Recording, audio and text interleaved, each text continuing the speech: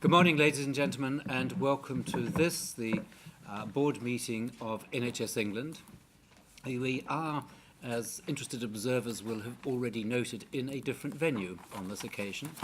We've moved from Southside in Victoria Street, London, to Skipton House here at the Elephant and Castle, which is the area in which many of the staff working for NHSEngland are based, as well as our Leeds office and all our regional offices as well. So a particular welcome here to our home, to those members of the public who have joined us in person this morning, and also to those who are eagerly watching us online.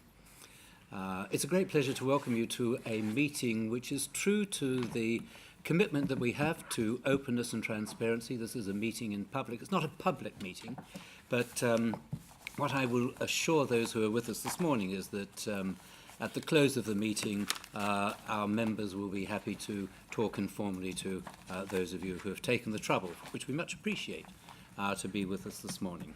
So I have one other piece of informal business, which is to tell you that there is no fire alarm scheduled. The fire alarm test actually took place 15 minutes ago, as many of you will have experienced, which is one reason why we're meeting at 11:45 as opposed to 10:30, which has been our norm in the past.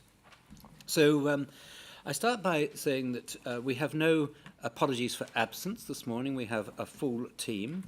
I would invite members of the board to review the page in front of them relating to their declarations of interest.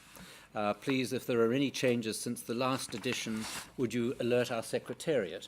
But secondly, please could you just pause and consider whether there are any potential conflicts of interest arising between those which you have declared or which otherwise exist and the agenda that the board is looking at today. I will take that as a null return. Thank you very much. So we move on then to the formal business of the board, and we have the minutes of the last meeting. They've been circulated. I haven't had any comments. Can I just accept that they are regarded by you as a fair and accurate record? Thank you. I have had no matters arising from the minutes. Can I just check that that remains the case? Good. Thank you very much. Then may we move on to the chairman's report. For me, just to report on three things. First, to report formally to the board the appointment of a new chair of our Audit and Risk Assurance Committee, Joanne Shaw. Delighted that she's with us today, but hasn't yet formally taken up her role on the board, which will commence on the 1st of October. I know the board shares my view that we have made an outstanding appointment of somebody who has great experience both within the NHS, with the National Audit Office, and will bring fresh intelligence to our deliberations. So we're delighted to be able to welcome Joanne informally to our meeting this morning. Secondly, just for the public record, to observe that today's meeting is part of a cycle of meetings. On Tuesday, we had the Specialised Commissioning Committee, chaired by Noel Gordon. We'll have a report from that committee later on the agenda today. Yesterday, the Commissioning Committee, which looks at, I suppose, the heartland of what we actually do as an organisation.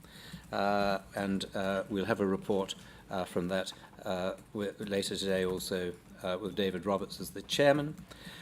Commissioning Committee was looking at a number of issues around urgent and emergency care, about planning, financial planning particularly for 2017/18 and beyond, and also about building future commissioning capacity.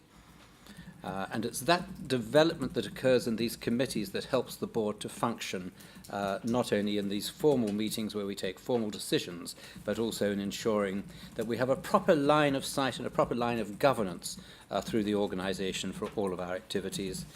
And then yesterday we had, as always, a development session in which all members of the board, sleeves rolled up, literally, around the table, struggling with some of the huge strategic issues that are coming through the system, some of which we'll be referring again to today on the course of the agenda, in particular the state of play with sustainability and transformation planning across England. Third item on the chairman's report is the consultation paper that was launched last week on conflicts of interest across the NHS. Members of the board will recall that in June you authorised me to chair a pan-NHS task and finish group on conflicts of interest. And I have to say that I was very pleased that we were able to attract onto that group representation not only from the other arm's-length bodies of the NHS and the Department of Health, but also critical partners for this endeavour, including the BMA, the British Medical Journal, which is separate from the BMA, the Association of British Pharmaceutical Industries, the Association of British Healthcare Industries, the General Medical Council, etc. So we were able to get a group of representatives of different areas. I think were combined in their vision that what was going on at the moment was fragmented, disjointed and inconsistent, and that we needed to be able to pursue a clear vision and set of principles about where the NHS pound was being invested across the entire health service and beyond, to try to ensure that it always hit its mark and it was not deflected by conflicts of interest held by those who were taking decisions regarding our expenditure. We published a consultation report last week, and I think the headlines of that are, first of all, how we could take best experience from all parts of the NHS and also other sectors who had been able to deal in the commercial sector and the voluntary sector with conflicts of interest. Secondly, to understand what interest needed to be declared, and having been declared, how they could be handled to avoid a potential conflict of interest becoming an actual conflict of interest.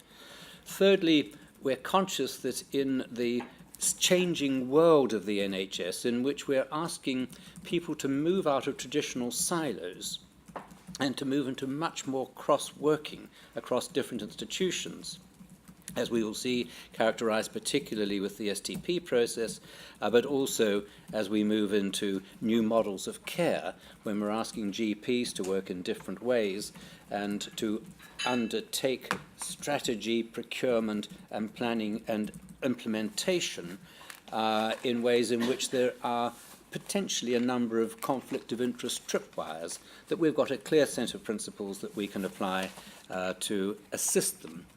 Because this is a process which we understand works both ways.